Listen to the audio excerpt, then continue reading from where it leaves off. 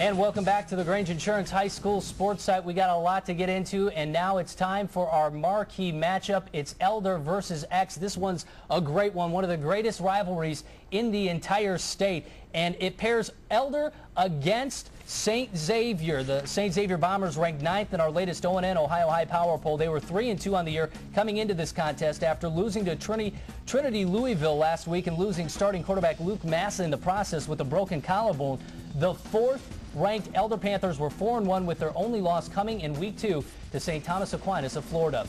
All right, off to the highlights we go. Elder looking for revenge after St. X pounded the Panthers 45-14 last year. The Panthers took control early in the first. Quarterback Mark Miller rolls to the left, finds receiver Michael Del Prince at the goal line, 13 yards on the score. 7-0 Elder. On the next series, St. X made a rare mistake in the kicking game. The ball is snapped over the head of the punter. He kicks it out of the end zone for an Elder safety. 9-0. Second quarter, Elder continues to roll. Miller delivers again, this time to junior Tim O'Connor for an 18-yard touchdown. And just 2 minutes into the game, it's 19-0 Elder. Didn't get any better for the Bombers. Elder defense stingy all night. Joe O'Toole fumbles the snap and then tries to do too much. Throws the first of his 2 interceptions on the night. As much as St. X struggled on offense, their defense kept the pressure on. Senior Michael Hervey breaks through to sack Mark Miller. One of 2 sacks on the night for the Bombers, but St. X streak of consecutive wins in the GCL is over. Elder grounds the Bombers tonight, 33-15. Time to bring back JJ and Jerry. And guys, I start with Jerry. Really, it's kind of interesting just how, I guess, early on, things can be set in the momentum. And it's kind of a mental game because Elder really won that game early on and took it away. Well, you can build your confidence up, especially in a place like the Pit down in Cincinnati. Elder's home field on the west side of Cincinnati. They call it the Pit. It is treacherous going in there trying to get a win, even if you're St. X. All right, JJ, what do you think about St. X? They're in danger of making the playoffs maybe at this point. What do you think? They're in serious trouble. I mean, with what they have left with Ignatius, St. Ed's, you know, and Moeller, they may not make the playoffs. And who would ever thunk it when the season started? I tell you. All right, Tim Bray was at the Pit tonight. He has more on this big rivalry. No matter what the outcome, guys, it's still one of the great rivalries in high school football. You know, Cincinnati knows its rivalries. Certainly, you've got the Victory Bell game, and you've got the Crosstown Shootout and the Battle of Ohio. But since 1923, it has been the Panthers against the Bombers, and tonight, Elder took out 5 years of frustration. There's just something special about it. Played here myself in '58 and '9, been coming back ever since. And it's just a special place, best place in Ohio to watch a game. Elder X. These two schools have what all rivalries have, tradition. But this game is extra special because of the venue. Look around. There's 10,000 fans squeezed into the storied old home of the Panthers.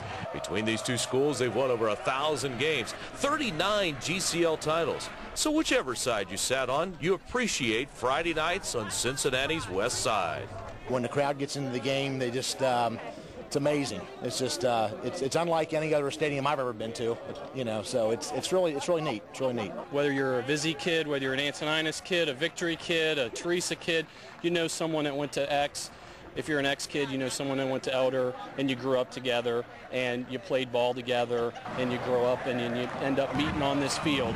On this night, when grandparents came to watch the torch being passed, it was Elder who made all the plays.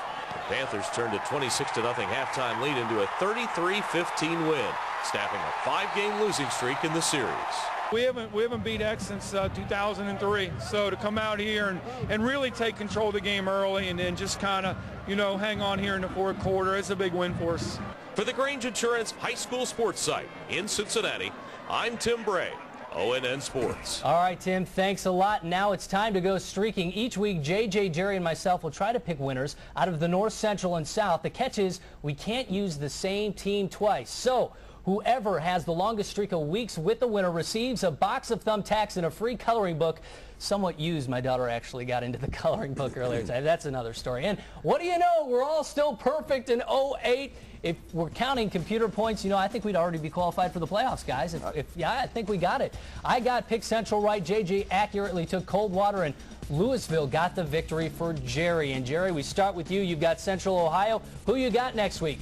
Well, I'm going to go with Upper Arlington. Since week 1, they have been very dominant. You know, they dropped that early one, and they've been rolling since then. They got Central Crossing next week. The Golden Bears roll. There you go. JJ, you've got Northern Ohio, and you are going with? Strongsville over Lakewood. And I tell you what, I just think that they're on a roll. Right now, they're just really beating up on a whole lot of teams. And I've got the South, and I'm taking Anderson, who actually lost tonight, but I think they'll bounce back next week. It's a tough one, though, against Loveland. So, guys, what do you think? Good games tonight. A lot of upsets, JJ. A lot of upsets. Granville going down, Uber Heights, Wayne, Canton, Glen Oak losing. It was a lot of upsets through the state of Ohio tonight. What do you think, Jerry, 6 weeks in? One thing that stands out is there's years where we talk about, oh, this D2 team or this D3 team might be the best team in the state. I'm not going to say Youngstown Ursuline's the best team in the state. But, gang, we have a Division V team that could go play with anybody in the Big Boy Conference. All right, I'm going to see where you guys are at now. Let's look at just Division I. If you had to pick right now, who do you think are the Final Four participants? We could do this collectively. In the South, what do you guys think out of the Cincinnati area? Coleraine. I think Elder. I think Elder's that good. Because St. X is not as bad as we think. I think Elder's that good. Cleveland's the tough one. You got Glenville and Iggy, but they played each other in week 1. So you give Glenville the nod right now, JJ? No, I think Ignatius is on more of a roll than Glenville is right now. I think Ignatius is the best team in Northeast. I disagree. I would have said that at the beginning of the year. Now I would say Glenville comes out of there. Brunswick and Region 2, is that pretty much a no-brainer at this point? Brunswick. Yeah, that's what I would take, I guess. And what about Central Ohio? Because in Region 3, you talk about Pickerington Central, but Davidson's a tough team too. Davidson's good, but I am still going with Pickerington Central. I just think they're the best in the Central Ohio area. Unfortunately, I got to agree. Oh, unfortunately. That doesn't happen often. He likes to smile. Well, that's going to do it for this edition of the Grange Insurance High School Sports Night. Don't forget Ohio's big game between Olentangy and Olentangy Liberty coming your way Saturday night at 9:30 right here on ONN. For Jerry Rosinski, JJ, Katie Witham, and Tim Bray, I'm Dan Franzak.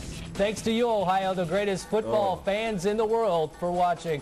We'll see you next week. Guys, be nice to each other. I'm trying to be nice. I'm really getting beat up here.